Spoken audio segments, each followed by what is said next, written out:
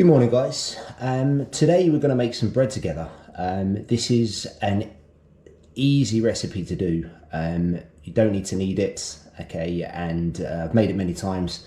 It's such a nice recipe, kind of similar to your market style breads that you can purchase at a local food market on a Sunday morning. And I hope you enjoy it. I will break down the ingredients and the nutritional value of this dish below, and also on my blog where you can have a look at it in more detail. So I hope you enjoy it. Guys, let's get cracking. Let me just whack this on my head so you can see what I'm seeing. So guys, we just adjust it. All you need, okay, is a bowl to put all your ingredients. You have here 3 cups of flour, 5 grams of yeast, some salt, and some warm water, 1.5 cups of it. And this is the only thing you need. Okay, so it's that easy. It's very inexpensive. As I say, I'll break down the nutritional value and how much it costs, okay, as a dish alone. So into our bowl, let's put our flour. Nice and easy. You've got your yeast. And what we're going to do, okay, I don't normally measure this, I normally do it to taste, but you can see it is going to be around 1 teaspoon. You can put less, you can put more. It really is down to how much salt you want to put in your recipe. Okay, it's only for flavour. And then we're going to put in our water. And what we're going to do, just going to mix it up. You might need to get your hands dirty just to finish this off. But that's half the fun, isn't it? Getting a bit dirty. If you've got kids, you can obviously get them involved, okay, and have a bit of fun with it. Now, once you've stirred it just to get the mix going, okay, all you need to do is just continuously mix it together.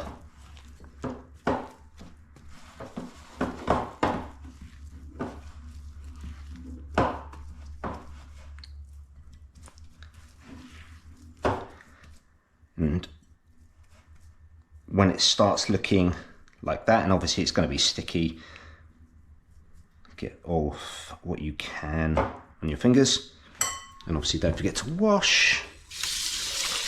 Once washed your hands, okay, you can see that's it. That's your mix. All as we're going to do, we are going to cover it with cling film, like so. I always put elastic band around it just to keep all the air in there. Okay, and you can see here, that's our mix. And all we're going to do, guys, is we are going to leave it on the surface for anywhere between 4 to 6 hours. Okay, that's where I tend to find the best results. You can leave it a little bit more, you can leave it overnight if you want to, but I'm making it for today. It's Sunday, and the wife and kid loves their fresh bread, so it's going to be ready for just after lunch, where we can enjoy it either as a snack or a late lunch or even an early dinner. Haven't decided what we're going to eat yet. So okay, we will come back, guys, when it is done, and I'll show you how to cook it. See you in a bit. Welcome back, guys. So we've left it now just underneath 5 hours, and this is the dough. Take a closer look.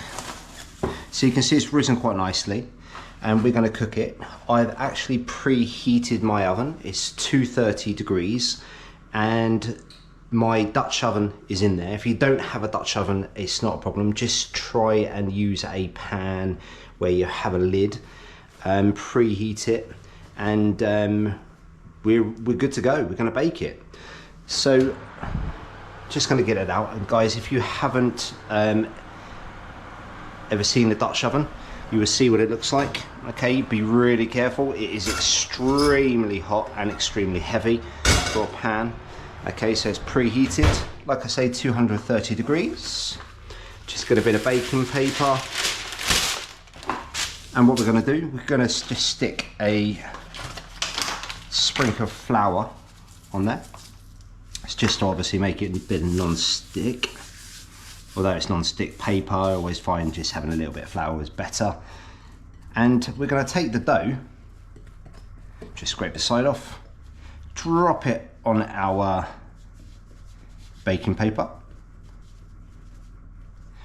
Obviously get every piece out you can. And then all we're going to do, just again, a tiny sprinkle, nothing extravagant, on the top. Give it just a bit of shape, not too much. And then we're going to take a small knife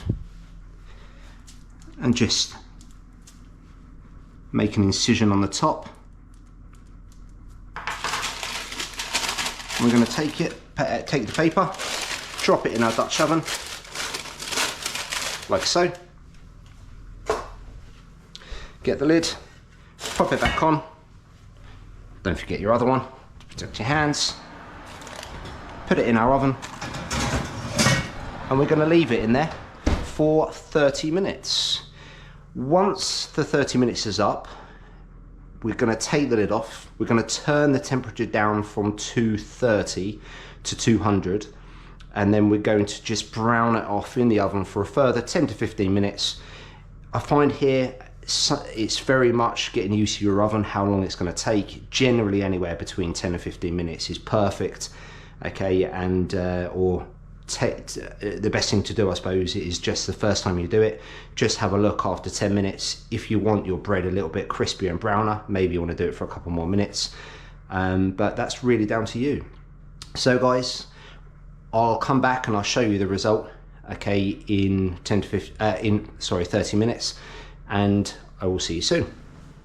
Okay, welcome back guys. So it's been half an hour in our oven. We're just going to have a little look to see how it's coming along. Again guys, be really careful, okay, with lifting it out. It's obviously very, very hot. Whew. You can see it's really coming along nicely. So what we're going to do, we're going to take the lid off. Okay, I'm happy with that. Put it back in our oven. We're going to turn it down to 200.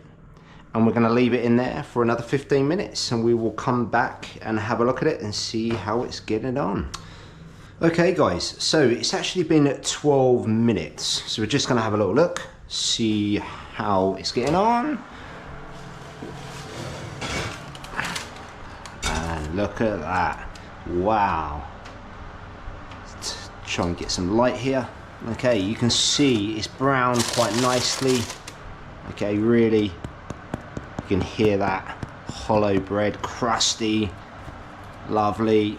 That will be it. And I'll put it on my rack to turn the oven off and the light. So guys, there we have it. That's it.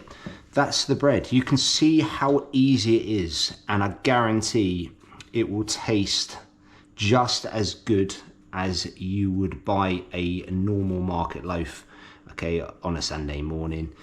And it's that easy, and it's very cheap. As I say, I'll break down the cost for you and put it below, and also on my blog. And I'll also on my blog talk a little bit more about the nutritional value in this bread. Okay, I know bread sometimes gets a bad rep in the press, but you know, you can see I made it myself. It is literally flour, okay, yeast, and salt and water. That's it.